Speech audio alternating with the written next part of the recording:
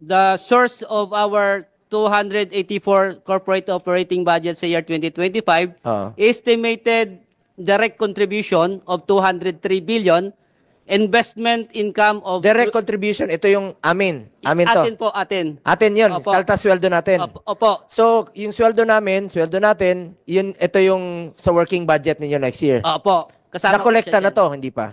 That is estimated po. na Estimated makukolekta pa, po kukolektahin natin pa. Sa Okay. 2025 po. Out of 283, magkano? 284 po. Oh, 203 ay estimated. Yung direct- 81, saan nyo kukunin? Ang again yung other portion, my investment income estimated at 20 billion, Mr. Chair. And the difference of 48 ay kukunin natin siya doon sa surplus. Sa surplus na siya. 48 billion yan. Sandali So, po. may pagkukunan kayo. Opo, may Okay. pagkukunan